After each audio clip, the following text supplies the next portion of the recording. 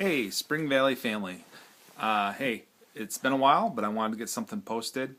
We, this Sunday, are going to continue in the story as we have been doing, and want to encourage you to start reading if you haven't. I know this may sound like a broken record of sorts, but it's a new year, and it's a sort of a time of the year where we don't have as much to do here in West Michigan, but I want to encourage you, just realistically speaking, too, that if you are using the actual story, we are about 100 pages in. We're going to stay at that level till about the end of the month, and then at the end of the month, we're going to be reading about a chapter a week. Now, 100 pages between now and the end of the month would mean that you would need to read about like 6 pages a day. And I'm telling you, it's not like the print is really small or anything like that. All of this to say, you have plenty of time and ability to get totally caught up. And to be able to say at the end of the school year, you read through the Old Testament, that you've read the big story of the Old Testament, would probably be a great accomplishment, something to get done, but also just to really help you understand God's Word and the Scriptures.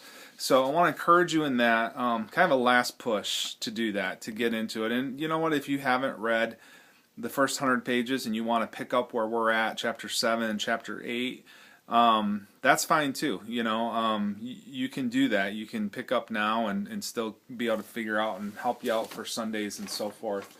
A couple other things I just want to encourage you to consider this week and this Sunday rather, is that we are having this little pizza social after church on Sunday, and that's really twofold. One is just an opportunity for us to get together and have pizza and enjoy each other and have some fellowship, something that we don't do enough of at Spring Valley, and we're trying to do more of those things, get them on the calendar. The other thing is that the leadership team has a couple of things they want to share. One of which I'm pretty excited about, and then also, not that I'm not excited about everything they have to share, but one of them is especially exciting.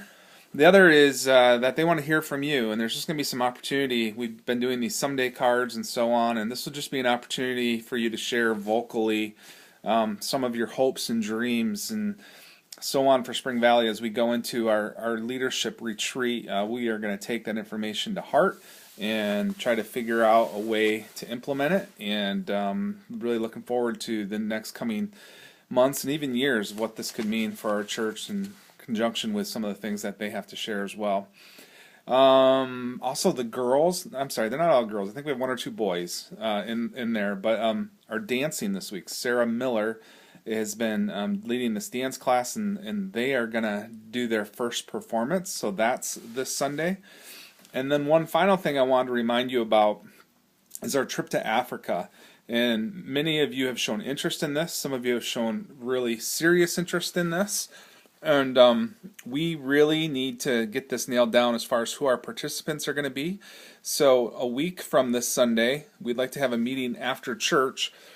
And the goal is for that meeting to have enough information as far as dates and cost and so forth that you will be able to book or make a decision, rather, have enough information to make a decision about whether or not you can go on this trip.